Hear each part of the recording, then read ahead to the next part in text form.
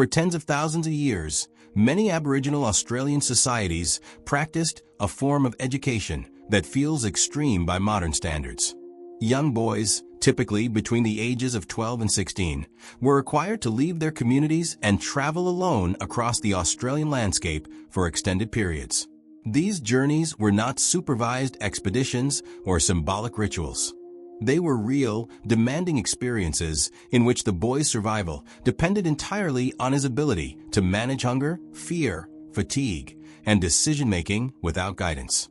Archaeological and anthropological research confirms that Aboriginal cultures have maintained continuous occupation of Australia for over 60,000 years, making them among the oldest living cultures on Earth, shaped by an environment that demanded competence rather than dependence. These journeys are commonly referred to as walkabouts, although the term itself comes from European observers and oversimplifies a wide range of culturally specific practices. In Aboriginal societies, these journeys were deeply tied to rites of passage and ancestral law rather than aimless wandering. Boys traveled along established ancestral routes that had been memorized since childhood through oral tradition. These routes, known as songlines, functioned as precise navigational systems. Each part of a song corresponded to a physical feature in the landscape, such as a water source, rock formation, or safe crossing point, allowing a person to travel long distances without written maps. The Australian environment made self-reliance essential rather than optional. Large portions of the continent are arid or semi-arid, with highly variable rainfall and long distances between reliable water sources. Temperatures can fluctuate sharply between day and night, and food availability is seasonal and unpredictable. Ethnographic studies show that survival required deep ecological knowledge, including understanding animal behavior, plant cycles, and subtle environmental cues. Walkabouts served as a way to test whether a boy could apply this knowledge independently, without elders correcting mistakes or providing instructions when judgment failed. Despite common assumptions, boys were not sent into unknown territory. They traveled through land that had been mapped culturally through stories and experience. However, knowing the stories did not guarantee success. During a walkabout, the boy had to translate abstract knowledge into real-time decisions.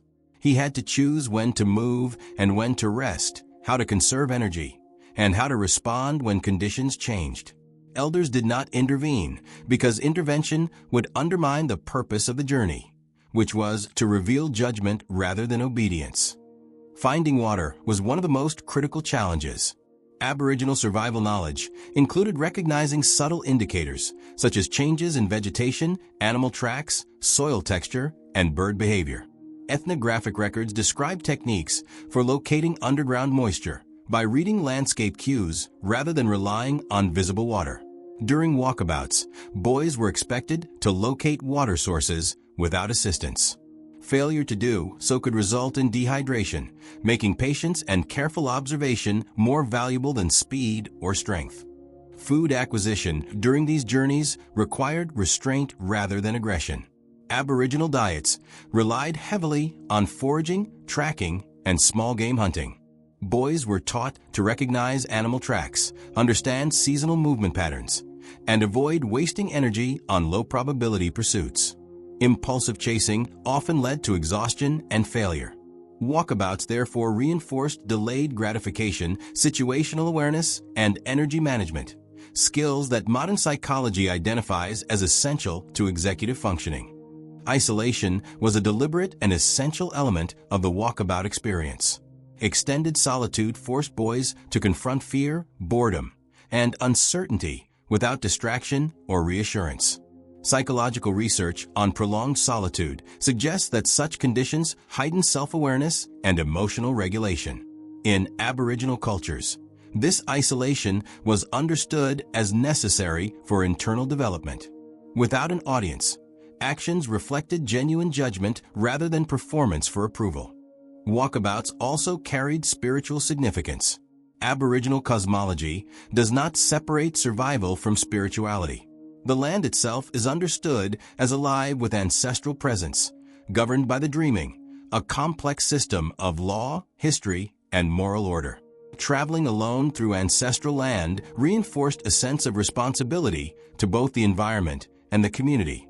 The journey functioned as moral education, embedding accountability within identity rather than external rules. When boys returned from walkabouts, the change was social as well as personal. Successful completion marked a shift in status. In many groups, boys who returned were eligible for further ceremonial knowledge, marriage considerations, and participation in community decision-making. Adulthood was not determined by age, but by demonstrated competence. Anthropologists note that this system reduced social conflict by aligning authority with proven capability. Modern developmental psychology supports the effectiveness of such experiences. Studies on mastery experiences show that overcoming real challenges independently is one of the strongest predictors of long-term confidence and resilience. Walkabouts provided precisely this kind of experience. Boys returned knowing, not believing, that they could manage uncertainty, making accountability internal rather than imposed. European colonization severely disrupted these practices. Forced displacement, mission systems, and legal restrictions made traditional walkabouts difficult or impossible. Many Aboriginal communities were separated from ancestral land, breaking the cultural continuity required for such journeys. While some elements of the philosophy survive in modern cultural education programs, the original structure depended on land access and autonomy that colonization undermined. Walkabouts forced boys to learn self-reliance because self-reliance was foundational to survival and trust. The land functioned as teacher, examiner, and consequence. Fear was not removed, but managed. Mistakes were not punished, but absorbed. By standing alone, boys learned how to function responsibly within a group. The deeper lesson of walkabouts is not about replicating the past. It is about understanding how competence develops when responsibility is unavoidable. Aboriginal societies recognize that self-reliance is not taught through instruction alone, but revealed when support is removed and meaning is at stake.